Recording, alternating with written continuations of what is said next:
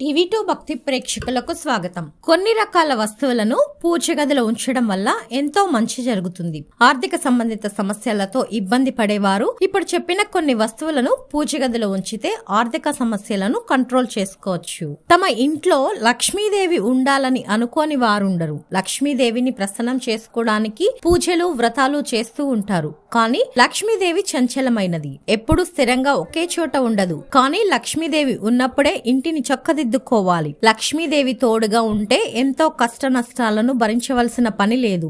ఎందుకంటే ఇప్పుడు అన్ని డబ్బుతోనే ముడిపడి ఉన్నాయి. అయితే లక్ష్మీదేవిని ప్రసన్నం చేసుకోవడానికి మీ పూజ గదిలో కొన్ని రకాల వస్తువులను పెట్టుకుంటే చాలా మంచిది. మీ ఇంట్లో ఎలాంటి సమస్యలు రాకుండా ఉండాలంటే పూజ గదిలో కొన్ని రకాల వస్తువులను పెట్టండి. వీటిని ఇంట్లోని పూజ గదిలో ఉంచడం వల్ల చాలా మంచి జరుగుతుంది.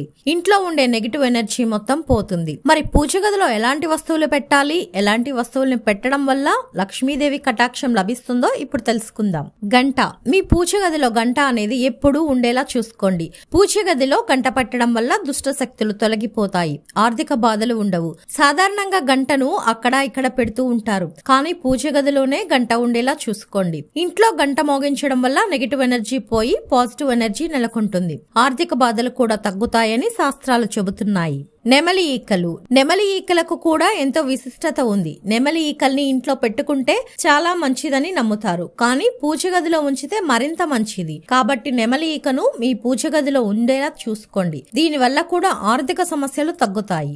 దీపం. దీపం అనేది చీకటిని తొలగించి కాంతిని ఇస్తుంది. కాబట్టి పూజ గదిలో దీపాన్ని పెడుతూ ఉండడం వల్ల చాలా మంచిది. నిత్య దీపారాధన చేయడం వల్ల చాలా మంచిది. అయితే పూజ గదిలో దీపాన్ని పెట్టినప్పుడు పడమర దిక్కు వైపు పెట్టండి. శంఖం. పూజ గదిలో శంఖాన్ని పెట్టినా కూడా సిరి సంపదలు అనేవి బాగా కలిసి వస్తాయి. లక్ష్మీదేవి అనుగ్రహం లభిస్తుంది. అలాగే పూజ గదిలో నీళ్లు నింపిన చెంబు లేదా కలశం పెట్టినా చాలా మంచిది. ఆర్థిక సమస్యలు తొలగి ప్రశాంతంగా ఉండవచ్చు.